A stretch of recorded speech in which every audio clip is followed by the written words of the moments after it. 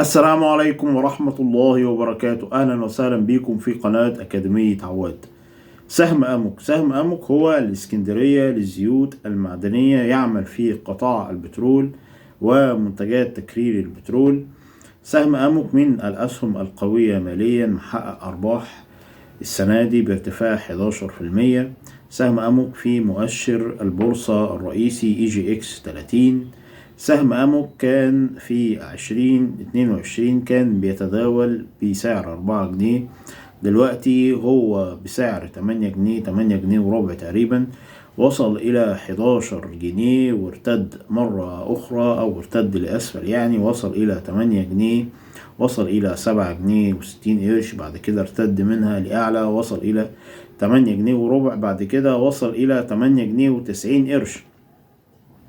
لما جه إعلان الأرباح يعني كانت الناس تتوقع أرباح أكتر من كده، وزيادة في الأرباح وارتفاع في الأرباح، لكن هو حقق 11% فقط في السنة المالية 2022-2023، وده اللي أدى إلى هبوط السهم. طيب، احنا الأسبوع القادم إن شاء الله هو بداية جلسات البورصة في شهر سبتمبر. شهر سبتمبر ده هيكون مليء بالأحداث: اجتماع البنك الفيدرالي الأمريكي، واجتماع البنك المركزي، ومراجعة صندوق النقد الدولي. بالإضافة إن سهم أمك المفروض في خلال شهر سبتمبر، أو في خلال الأسبوع القادم أو الأسبوع اللي جاي، هيبقى في اجتماع مجلس الإدارة عشان يقرروا هيوزعوا أرباح على المساهمين في هيئة كوبونات أو في هيئة أسهم مجانية. هو عادة لما بيجي يوزع كوبونات بيوزع في حدود 10% من قيمة السهم. طيب، ايه علاقة دلوقتي سهم أمك باجتماع البنك الفيدرالي الأمريكي والمركزي ومراجعة صندوق النقد الدولي؟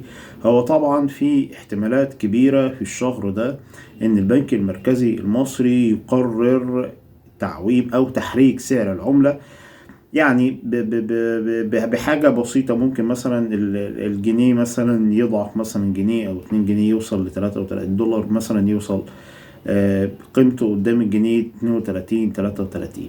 طيب، ايه علاقة ده برضه بسهم أمك؟ سهم أمك يعتبر بيدخل موارد دولارية للدولة، وطبعا بيصدر طبعا المنتجات البترولية زي البنزين والسولر والكلام ده كله.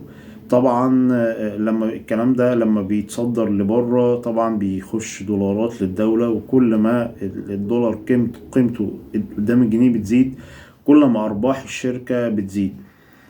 ولو احنا لاحظنا الفترة اللي فاتت لما حصل تعويم أكتر من مرة، كان سهم أمك من الأسهم اللي بتزيد أو بتستفاد استفادة كبيرة جدا. يعني لما بيحصل تعويم أو في قرارات البنك المركزي لما يقول إن حصل تحريك مثلا، تحريك لسعر العملة مثلا، سهم أمك من الأسهم الرائدة في إنها بتزيد بصورة كبيرة جدا. يعني ممكن يزيد في الجلسة 10% أو 15%.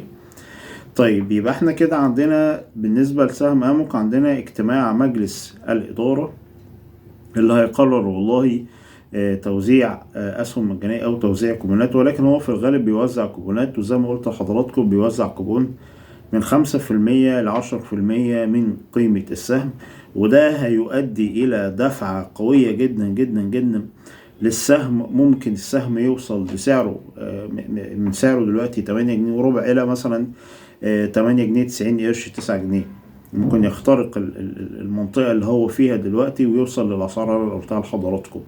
بالإضافة إن في زي ما قلت لحضراتكم أخبار عن تعويم العملة، وتعويم العملة أو التحريك لسعر العملة ده بيؤدي أيضا إلى ارتفاع في سعر سهم أمك. ايضا لو احنا ملاحظين حضراتكم ان في ارتفاعات في اسعار النفط، يعني اسعار النفط وصلت دلوقتي الى 87 دولار للبرميل الواحد. طبعا ده نظرا طبعا للحرب الروسية الاوكرانية والاضطرابات اللي بتحصل في بقية الدول، وانقلاب اللي حصل، الانقلاب العسكري اللي حصل في الجابون. والجابون زي ما حضراتكم عارفين من دول أوبك، واي اضطرابات في الدول اللي هي بتصدر بترول بيؤدي الى ارتفاع اسعار البترول. فكل العوامل دي بتشجع سعر اموك او سعر سهم اموك ان هو يخترق المنطقه اللي هو فيها دي ويوصل الى مستويات سعريه زي مثلا 8 جنيه 90 قرش 9 جنيه. هنشوف الايام الجايه هتبين لنا ايه، يعني ربنا يكرم الجميع ان شاء الله باذن الله، وندعو الجميع ان هم ربنا يكرمهم ان شاء الله ويربحوا ويكسبوا باذن الله من البورصه المصريه. وبرضه بدعو الجميع للاشتراك في قناه اكاديميه عواد، وايضا هسيب لحضراتكم لينك الجروبات سواء الفيسبوك او الواتساب في اول كومنت في اول تعليق ان شاء الله. اتمنى الانضمام الى الفيسبوك والى الواتساب، واتمنى ايضا الاشتراك في قناه اكاديميه عواد.